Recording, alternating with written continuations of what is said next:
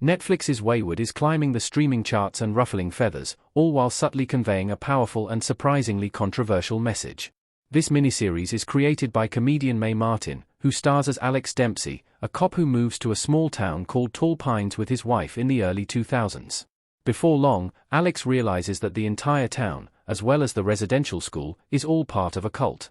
On paper, Wayward appears to be a fairly standard psychological thriller. The divisiveness comes in as some viewers realize that Martin's character is a transgender man. Unsurprisingly, this resulted in a wave of complaints about a woke agenda.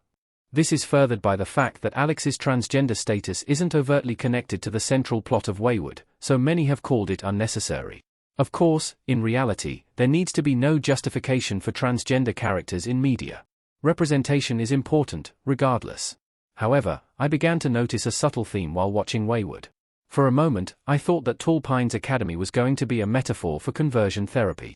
However, the true message was far more unique. Wayward's message is unique compared to other LGBTQ+ friendly media.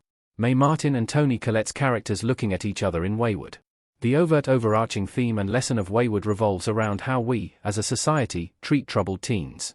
Tall Pines Academy represents the very real institutions where, even today, teenagers are subjected to cruel methods of therapy and told that their heightened emotions are wrong and bad.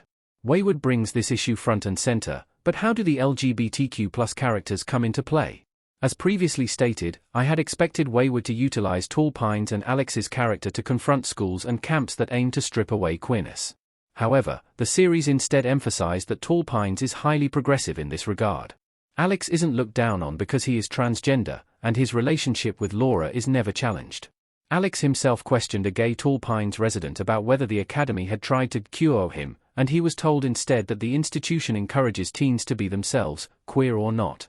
I was a bit surprised by this, since it's incredibly evident in Wayward that Tall Pines Academy and the town cult are dangerous and unhealthy.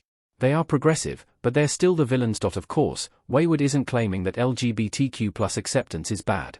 Instead, the series is reminding viewers of nuanced duality. The message here is that progressiveness, though often treated as moral rightness, doesn't automatically equate to good. In fact, acceptance of people's sexuality and identity should be the bare minimum. People can still be dangerous and abusive, while also embracing progressive ideals. Mae Martin's Wayward character explores the pitfalls of toxic masculinity. Mae Martin's Alex looking uncertain in Netflix's Wayward. Though exploring toxic masculinity isn't necessarily unique in media, it isn't often done through the lens of a transgender character. Martin, who is gender non-binary, wrote their character as a transgender man, and this was clearly a very deliberate choice. Once again, there is some nuanced duality here. Alex is the most morally sound character in Wayward, but he's a violent killer. We quickly learn in Wayward that Alex had to leave his job in Detroit because he used excessive force against a perpetrator.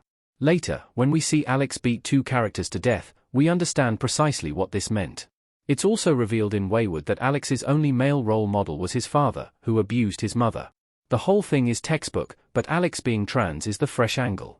All of this furthers Wayward's previous message, that no one is exempt from toxic, inadvertent ideologies.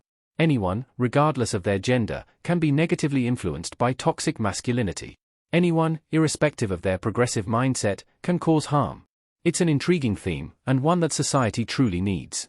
Why Wayward's subtle messaging is so important for society today, both in the LGBTQ+ community and out.